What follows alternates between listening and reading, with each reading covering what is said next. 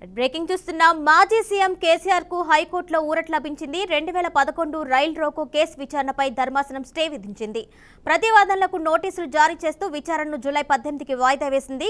ప్రత్యేక రాష్ట్ర ఉద్యమంలో రైల్ రోకోకు కేసీఆర్ పిలుపునిచ్చారని ఇటీవల పోలీసులు నివేదికలో పొందుపర్చారు.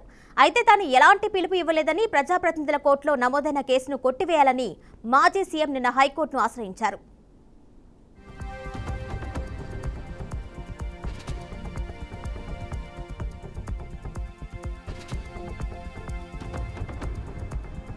You have new messages.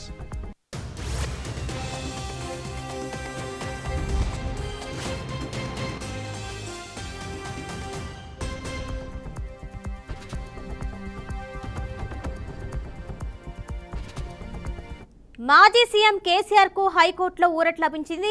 2011 rail roko case విచారణపై ధర్మాసనం స్టే విధించింది. ప్రతివాదులకు నోటీసులు జారీ చేస్తూ విచారణను జూలై 18కి వాయిదా వేసింది.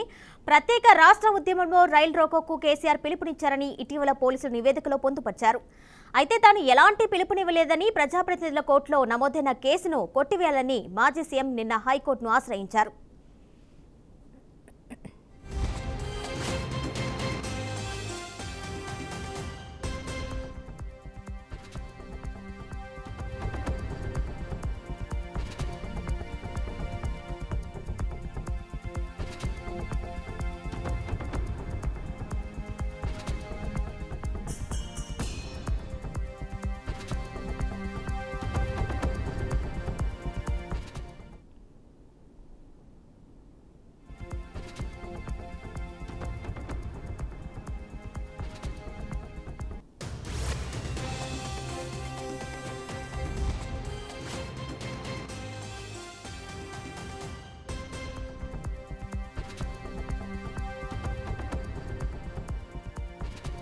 You have new messages.